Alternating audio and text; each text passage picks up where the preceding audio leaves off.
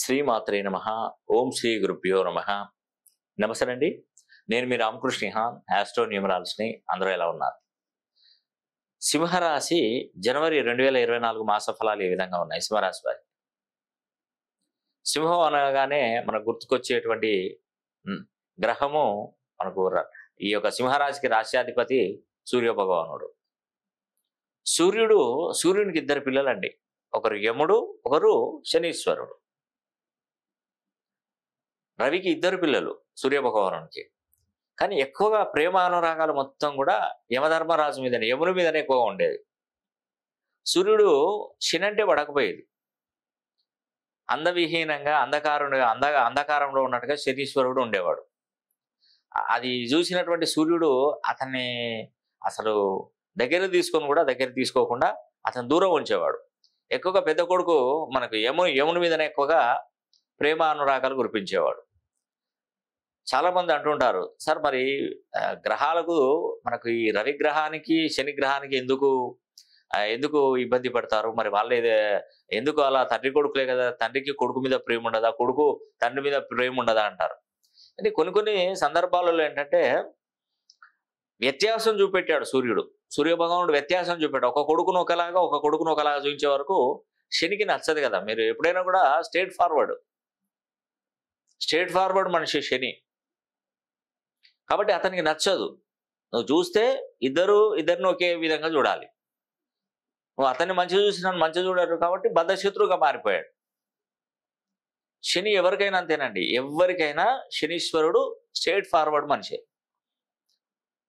అందుకే ఈ సింహరాశి వారికి ఏంటంటే ఈ 2024 సంవత్సరంలో ముఖ్యంగానండి సింహరాశి వారికి శని తన సొంత క్షేత్రంలో ఉన్నాడు. ఇప్పుడు ఎక్కడున్నాడు శని? కుంభరాశిలో ఉన్నాడు, తన సొంత ఇంట్లో ఉన్నాడు. సింహరాశికి రాశ్యాధిపతి సూర్య భగవానుడు కాబట్టి ఈ సింహరాశిలో పుట్టినటువంటి వారిని 1, 10, 19, 28 తేదీలలో పుట్టినటువంటి వారిని ఉత్తరాషాఢ కృత్తికా నక్షత్రాలలో పుట్టినటువంటి వారికి ఎఫెక్ట్ ఎక్కువ తీసుకొచ్చి పెడతాడు ఈ సంవత్సరంలో. అందులో భాగం 2024 అనేది కూడా శుక్రునికి సంబంధించినటువంటి నంబరు. అలా అని చెప్పేసి మీరు అధైర్యపడొద్దు, భయపడొద్దు, అసలు ఏది కాదు. ఎందుకంటే మీరు శనిని శాంతింపజేసే విధంగా మీరు నడుచుకోవాలి. ముళ్ళును ముళ్ళుతోనే కదా తీసేది. అంటే చెప్తున్నాను, శాస్త్రం అలా ఉంది. ముళ్ళును ముళ్ళుతోనే తీయాలి, వజ్రాన్ని వజ్రంతోనే వేయాలి. కలం పట్టుకున్నవాడు కలంతోనే పోతాడు, కత్తి పట్టుకున్నవాడు కత్తితో పోతాడు. ఇవన్నీ నగ్న సత్యాలండి. కలం పట్టుకున్నావు, నువ్వు మంచివాడి, నువ్వు ప్రొఫెసర్, ఒక వృత్తిలో ఉంటావు, దాన్ని పట్టుకున్నావు కాబట్టి దాన్ని అలానే నీ లైఫ్ ఎండ్ అయిపోతుంది. అదేవిధంగా నువ్వు కత్తి పట్టుకొని తిరిగావు, నీ జీవితంలో ఇప్పుడు 2, 3 గంటలు నిర్దాక్షిణ్యంగా వాళ్ళని పొట్టన పెట్టుకున్నావు. ఉదాహరణకి రేపు నిన్ను పొట్టన పెట్టుకున్నవాడు కూడా వస్తాడు. నువ్వు చేసేటువంటి వ్యాపారంలోనే నిన్నే అంతమొందిస్తారు. శాశ్వతం కాదండి. అందుకే మంచితనంగా ఉన్న రోజులు 4 పైసలు 10 మందికి సహాయం చేస్తూ 4 పైసలు సంపాదించి పిల్లా పాపను చూసుకుంటూ సమాజంలో మచ్చలేని మనిషిగా ఉంటే మాత్రం ఖచ్చితంగా నీకు లైఫ్ అనేది కూడా చాలా హ్యాపీగా ఉంటుంది. అదే కత్తి పట్టుకొని నువ్వు అన్ని వ్యవహారాలు చూసుకుంటే వాడు ఎప్పుడు ఏ టైంలో ఎక్కడ వారి ప్రాణంకే దిక్కులేదు. ఎందుకంటే నువ్వు శత్రువుల మధ్యలో ఎక్కువగా ఉంటున్నావు. కాబట్టి నేను చెప్పేది ఒకటేనండి, శనిని శాంతింపజేయాలంటే ఫస్ట్ మీరు చేయాల్సింది ఏంటంటే శని హోమం పెట్టించుకోవాలి. శని హోమం పెట్టించుకోవాలంటే ఇది తతంగం చాలా పెద్దగా ఉంటుందండి. నేను వీడియోలలో ఇస్తున్నాను. ఒక పెద్ద పాత్ర తీసుకోవాలి. ఆ పెద్ద పాత్ర చుట్టూ ఈస్ట్, వెస్ట్, నార్త్, సౌత్ 4 ధృవాలకు 4 అఖండ దీపాలు వెలిగించి దాని చుట్టూ నల్ల దారాన్ని చుట్టాలి. ఆ పాత్రలో ఒక నల్ల క్లాత్ ముక్క తీసుకొని ఇటువైపు తెల్ల ఆవాలు, ఇటువైపు నల్ల నువ్వులు ముడివేసి ఆ పాత్రలో పోసి నూనె పోయాలి. నెల రోజులు కాపాడిన తర్వాత, నెల రోజులు దాటిన తర్వాత అఖండ దీపాలు దిగ్బంధనం, చతుర్ముఖ దిగ్బంధనం ద్వారా ఆ నెల రోజులు కాపాడిన తర్వాత ఆ వస్త్రాన్ని తీసుకొని ఒక 3, 4 పండితులను సలహా తీసుకొని శని యాగం హోమం జరిపించి దాంట్లో వేసి మనసులో సంకల్పం చేసుకుంటే అప్పుడు శని పటాపంచలైపోతుంది. అలాగా ఇవన్నీ చేయాలంటే డబ్బుతో కూరుకున్న పని, మీరు చేయలేరు. కాబట్టి నేను జనవరి 20వ తారీఖున ఈ శని హోమం అనేది కూడా నేను తలపెట్టుతాను. 200 మందితో చేస్తున్నానండి.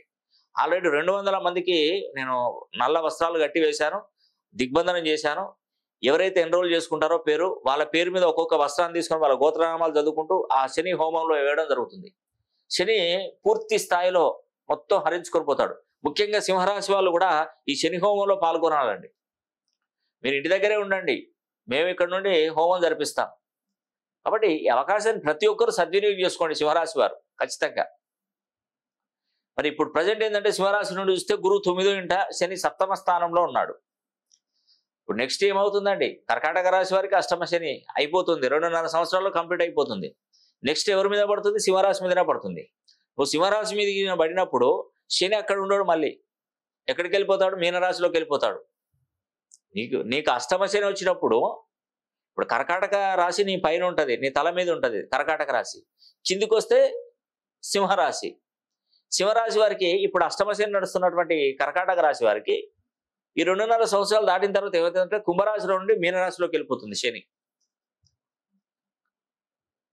శని కుంభరాశిలో నుండి మనకు మీనరాశిలోకి వెళ్ళిపోయినప్పుడు ఈ కర్కాటక రాశి వారికి అష్టమ శని వదిలి సింహరాశి వారికి అష్టమ శని పడుతుంది. ఇక అప్పుడు ఉంటుందండి వ్యవహారం. అప్పుడు తను చూసుకుంటాడు. ఇంకా అప్పుడు నువ్వు ఏ పూజలు చేసినా ఏం పని చేయదు, ఎందుకంటే శని తన స్థానం నుండి వెళ్ళిపోయాడు కాబట్టి. అందుకే సింహరాశి వారు తస్మాత్ జాగ్రత్త. ఈ నెలలో జనవరి 20వ తారీఖున శని హోమం పెడుతున్నాను. కంపల్సరీ మీరు దేశ విదేశాలలో ఎక్కడున్నా, ఈ శాస్త్రం మీద నమ్మకం ఉన్నా లేకపోయినా, మీరు ఏం చేసినా కూడా ఖచ్చితంగా శని హోమంలో మీరు బుక్ చేసుకోవాల్సిందే. ఆ తర్వాత నేను చెప్తున్నాను కదా, మీరు ఏ దేవాలయాలకు వెళ్ళాను, నేను ఎక్కడికి వెళ్ళాను బలవంతంగా నేను చేసేది లేదండి. ఒక్కసారి మీరు శని హోమంలో మీ పేరు మీద చేయించుకున్నట్టయితే 30 సంవత్సరాల కాలం పాటు మీకు తిరుగులేని ఘన విజయం లభిస్తుందండి. దానిలో ఎటువంటి సందేహం లేదు. గురువు 9వ ఇంట, శని 7వ స్థానంలో, రాహు అష్టమ స్థానంలో, కేతు ద్వితీయంలో ఉన్నారు. ఆదాయం 14, వ్యయం 2, రాజపూజ్యం 2, అవమానం 2. ఆదాయం 2, వ్యయం 14 ఉంది, 2 14 పెరిగిపోయింది. సంపాదించేది ₹2 అయితే ఖర్చు ₹14 అయిపోయింది. రాజపూజ్యం 2, అవమానం 2. అంటే ఖర్చును తగ్గించుకునే ప్రయత్నం చేయాలి. ఖర్చును తగ్గాలంటే ఇప్పుడు రాబోయే గడ్డు కాలమే, అష్టమ శనే మీకు. కాబట్టి దాని నుండి బయటపడే విధంగా నేను చిన్న చిన్న రెమెడీస్ చెప్తున్నాను, వాటిని పాటించండి. ఫస్ట్ మీ పేరులో ఉన్నటువంటి సంఖ్యాబలాన్ని ఖచ్చితంగా సరి చేసుకోవాలి. అలా సరి చేసుకున్నప్పుడు మాత్రమే మీకు మంచి భవిష్యత్తు అనేది కూడా ఏర్పడుతుంది. కాబట్టి నేను చెప్పేది ఒకటేనండి, ఈ 2024 నుండి సింహరాశి వారు మంచి అభివృద్ధిలోకి రావాలి.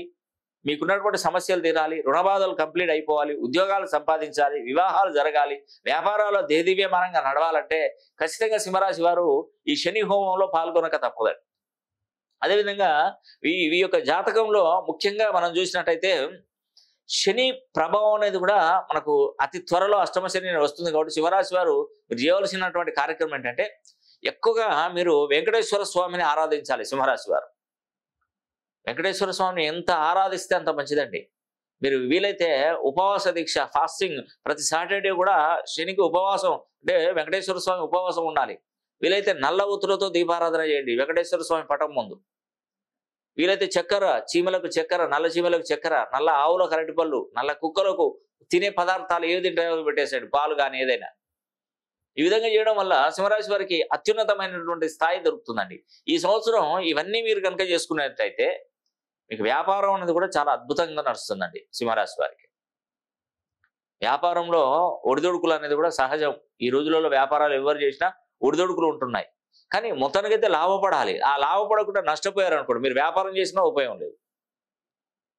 కరెక్ట్గా ఒక అతనికి నేను ఇదేంటి మనకు వృషభ రాశి వారికి అష్టమ శని నడుస్తున్నప్పుడు ఒక అతనికి చెప్పాను, నువ్వు ఏ వ్యాపారం పెట్టుకోకయా, ఇప్పుడు వ్యాపారం పెట్టుకున్నా నడిచేది కాదు అంటే, నేను 2 కోట్లు పెట్టి నేను హోటల్ రెస్టారెంట్ పెడుతున్నాను సార్ అన్నాడు. వద్దయ్యా, నీకు ఇబ్బంది పడతావు, నువ్వు హోటల్ పెట్టుకున్నా నీకు నష్టమే జరుగుతుంది, ఎందుకంటే అష్టమ శనికి సంబంధించినటువంటి ప్రభావం ఉన్నది, కొంచెం వెయిట్ చేయని చెప్పాను. మరి ఆయన కూడా అడిగింది నన్ను, సార్ మరి అష్టమ శని నడుస్తుంది, మరి దానికి పరిహారం ఏమైనా ఉంటే చెప్పండి, చేసుకుంటానని అనవచ్చు కదా.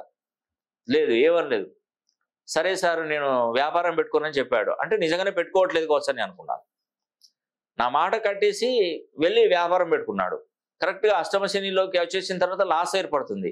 లాస్ ఏర్పడుతుంటే నా దగ్గరికి వచ్చాడు. అప్పుడు చెప్పాడు, సార్ నాకు వ్యాపారం పెట్టుకున్నాను, మీరు వద్దన్నా కూడా నేను పెట్టుకున్నా, ఇప్పుడు నష్టపోతున్నాను, దయచేసి నన్ను ఆపండి, నాకు ఏదైనా దారి చూపండి అంటే అప్పుడు ఆయన కళ్ళు తెరుచుకున్నాడు. మళ్ళీ నేను దగ్గరుండి అతని దగ్గర, వాళ్ళ దగ్గర పండితులు ఉన్నారు బెంగళూరులో పండితులతో నేను మాట్లాడాను. సో నేను ఈ తాళపత్ర గ్రంథాలలో చూసినట్టుగా నేను నేను ఒక రోజు ఒక టైం వేసి ఇచ్చాను. ఆ రోజు 3 పండితులు ఉండాలి మీ దగ్గర, హోమం జరిపించాలి. నేను చెప్పిన వేళ తిది ఆ రోజు ఆ వారం వర్జం చూసుకుని హోమం జరిపించి, ఒక వస్త్రాన్ని తెల్ల ఆవాలు ఒకవైపు, నల్ల నువ్వులు ఒకవైపు కట్టి దిగ్బంధనం చేయాలి. చతుర్ముఖ దిగ్బంధనం. అది 4 దీపాలు, 4 అఖండ దీపాలు వెలిగించి చతుర్ముఖ దిగ్బంధనం చేసి ఆ వస్త్రాన్ని ఆ రోజు శనివారం వచ్చేటట్టుగా చూసి ఆ హోమం కాల్చండి అని చెప్పాను. అది చేసిన తర్వాత అతనికి మంచి అదృష్ట యోగం అనేది కలిగింది. అప్పుడు మకర రాశిలో ఉన్నాడు శని. ఉంటే మకర రాశిలోనైనా ఉండాలి, లేదంటే కుంభరాశి, ఈ రెండు తన స్వక్షేత్రాలే కాబట్టి. కాబట్టి నేను చెప్పేదేనండి, సింహరాశి వారికి అష్టమ శని మనకు మొదలు కాకముందే నేను ఈ శని హోమంలో కనుక మీరు పాల్గొన్నట్టయితే ఖచ్చితమైనటువంటి శుభ ఫలితాలు కూడా తప్పకుండా అందుతాయని కూడా మీకు ఈ వీడియో ద్వారా తెలియజేస్తున్నాను. ఈ వీడియో కనుక మీకు నచ్చినట్లయితే లైక్ చేయండి, షేర్ చేయండి, కామెంట్ చేయండి. సర్వే జన సుఖినో భవంతు.